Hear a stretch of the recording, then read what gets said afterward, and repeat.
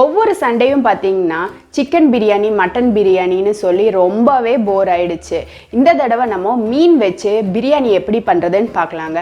பொதுவாகவே மீனில் பிரியாணி அப்படின்னு சொன்னால் மீனை வறுத்து பிரியாணி மேலே வச்சு கொடுத்துடுவோம். அது போல் இல்லாமல் இந்த தடவை மீனை வந்து பிரியாணி கிரேவிலேயே குக் பண்ணி செம்ம சூப்பராகவும் டேஸ்டியாகவும் எப்படி பண்ணுறதுன்னு பார்க்கலாங்க. Welcome to R channel my first view.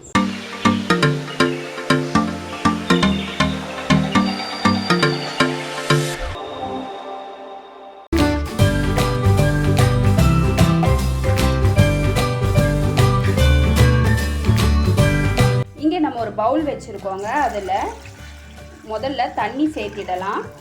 அடுத்ததான் நம்ம இதில் கல்லுப்பு சேர்த்திடலாங்க. இப்போ இதோட ஒரு 1/4 டீஸ்பூன் அளவுக்கு மஞ்சள் பொடி, அதோட ஒரு 1/2 டீஸ்பூன் அளவுக்கு மிளகாய் பொடியும் சேர்த்திடலாம். இப்போ இந்த உப்பு நல்லா கரையட்டும். அடுத்ததான் நம்ம இதோட ஒரு 1/2 எலுமிச்சை பழத்தையும் பிழிஞ்சிடலாங்க.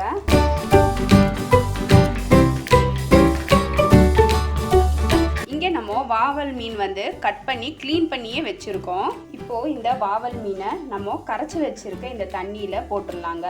இது வந்து ஒரு 10லிருந்து 15 நிமிஷம் அப்படியே ஊறட்டும். அடுத்ததான் நம்ம இங்கே ஒரு மிக்சர் ஜார் எடுத்துருக்கோம். நான் இதில் 1 டீஸ்பூன் அளவுக்கு சோம்பு சேர்த்திடுறேங்க. இதோட ஒரு 1/2 டீஸ்பூன் அளவுக்கு மட்டும் நம்ம இங்கே சீரகத்தை சேர்த்திடலாம். அடுத்ததாக இதோட ஒரு 4 பட்டை சேர்த்திடலாம், 4-5 கிராம்பு, ஒரு 3 ஏலக்காயும் சேர்த்திடலாங்க. இப்போ இந்த கரம் மசாலா ஐட்டத்தை நம்ம 1-2 மிக்சியில் இடித்து எடுத்துக்கலாம். இங்கே நம்ம ஒரு ப்ரெஷர் குக்கர் வச்சுருக்கோம். அதில் நம்ம ஒரு 100லிருந்து 150 ml அளவுக்கு எண்ணெய் சேர்த்திடலாங்க. இப்போ எண்ணெய் சூடானதும் நம்ம இடித்து வச்சுருக்க இந்த பட்டை லவங்கம் பொடி இருக்கு இல்லைங்களா, அதை சேர்த்திடலாம். முதல்ல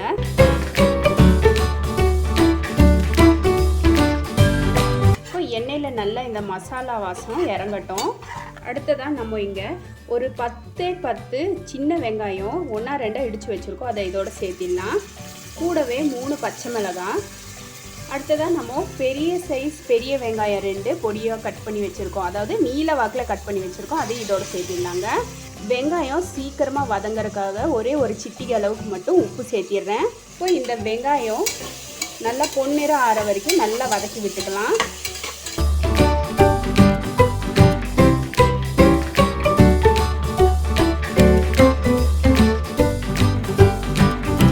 பார்த்தீங்கன்னா வெங்காயம் நல்லா வதங்கிடுச்சு. இப்போ இதில் ஒரு 2 டேபிள் ஸ்பூன் அளவுக்கு இஞ்சி பூண்டு பேஸ்ட்டை சேர்த்திடலாங்க. இப்போ இந்த இஞ்சி பூண்டோட பச்சை வாசம் போகட்டும். அது வரைக்கும் நம்ம லைட்டாக வதக்கி விட்டுறலாம்.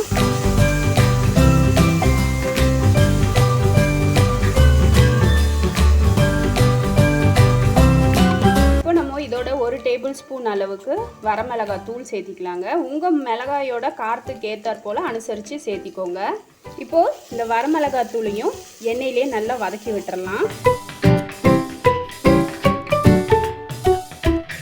அடுத்ததாக பெரிய சைஸ் தக்காளி 2 பொடியாக கட் பண்ணியிருக்கோம், அதையும் இதோட சேர்த்திடலாங்க. இப்போ இந்த தக்காளி நல்லா வதங்கட்டும், எண்ணெயிலே வதங்கட்டும். எண்ணெய் நல்லா பிரிஞ்சு வர்ற வரைக்கும் வதக்கிக்கலாம். இப்போ தக்காளி பார்த்திங்கன்னா நல்லா மசிஞ்சிடுச்சு. இப்போ இதில் நம்ம புதினா மல்லித்தலை ஒரு கைப்பிடி அளவுக்கு சேர்த்திடலாம்.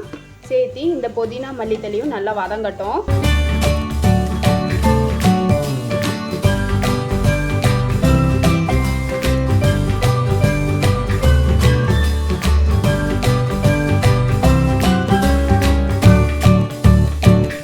அடுத்ததான் நம்ம இதோட ஒரு 1/2 கப் அளவுக்கு மட்டும் தயிர் சேர்த்திடலாங்க.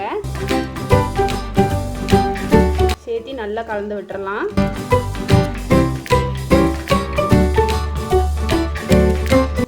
மசாலாவோட பச்சை வாசம் எல்லாம் போயிடுச்சு, எண்ணெயும் நல்லா தெளிஞ்சு வந்திருக்கு. இப்போ நம்ம 1க்கு 1.5 ரேஷியோவில் நம்ம தண்ணி சேர்த்திடலாம். இது பார்த்திங்கன்னா நம்ம அரிசி ஊற வச்ச தண்ணி தான் சேர்த்திருக்கோம். அடுத்ததான் நம்ம இதில் உப்பு சேர்த்திடலாங்க. உங்கள் தேவைக்கு ஏற்றாற் போல் உப்பு சேர்த்திக்கோங்க. ஆனால் 1 கல் உப்பு சேர்த்தி போட்டுக்கோங்க, அப்போ தான் நம்ம அரிசி போடும்போது கரெக்டாக வரும். இப்போது இந்த தண்ணி நல்லா ஒரு கொதி வரட்டும். இப்போ பார்த்தீங்கன்னா தண்ணி நல்லா கொதிச்சிட்ருக்கு.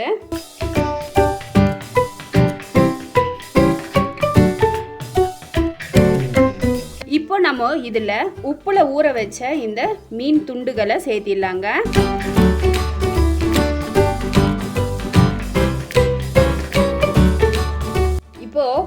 ஒரு தடவை நல்லா கலந்து விட்டுறலாம். இந்த உப்பு தண்ணியில் ஊற வைக்கும்போது என்ன ஆகும்னு பார்த்தீங்கன்னா இந்த மீனில் நல்லா உப்பு ஏறி இருக்கும். ரெண்டாவது இந்த நம்ம ஊற்றின எலுமிச்சைப்பழ தண்ணி வந்து கொஞ்சமாக அந்த மீனை குக் பண்ணி வச்சுடும். அதே போல் கொஞ்சம் ஹார்டும் பண்ணி வச்சுடும். அதுக்காக தான் நம்ம அதில் எலுமிச்சைப்பழ தண்ணியை விட்டது. இப்போ இது ஒரே ஒரு கொதி மட்டும் வரட்டும். இப்போ இது போல் லைட்டாக ஒரு கொதி வந்ததும் நம்ம அரிசியை சேர்த்திடலாங்க.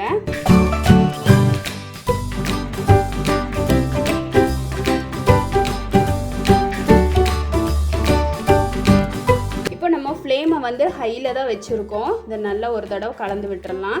இது போல் உட்டன் ஸ்பேச்சுலா இருந்ததுன்னா உங்களுக்கு மீன் வந்து அடி வாங்காது. இரும்பு கரண்டியாக இருந்தால் நமக்கு அடிபட்டுரும்.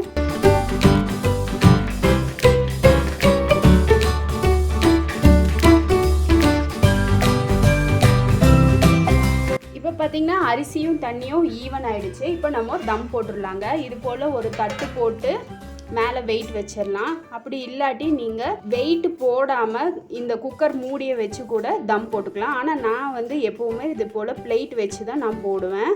இப்போ இதை சிம்மில் வச்சு ஒரு 15 நிமிஷம் அப்படியே விட்டுடலாம். இப்போது 15 நிமிஷம் ஆயிடுச்சுங்க. இப்போ நம்ம தம்மை எடுத்துடலாம்.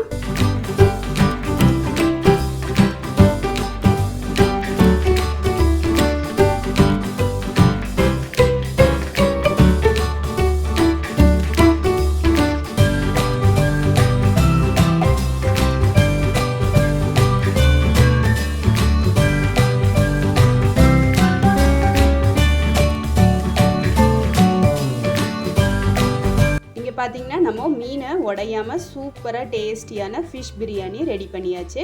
நம்ம செய்த இந்த ஃபிஷ் பிரியாணி ரெசிபி உங்களுக்கு பிடிச்சிருந்தால் லைக் பண்ணுங்கள், ஷேர் பண்ணுங்கள். மறக்காமல் மை ஃபர்ஸ்ட் வியூக்கு சப்ஸ்கிரைப் பண்ணுங்கள் ஃப்ரெண்ட்ஸ். பெல் ஐக்கானோட ஆளுங்கிற ஆப்ஷனையும் கிளிக் பண்ண மறந்துடாதீங்க. இது வரைக்கும் வீடியோவை பொறுமையாக பார்த்ததுக்கு ரொம்ப ரொம்ப நன்றி ஃப்ரெண்ட்ஸ். தேங்க்யூ.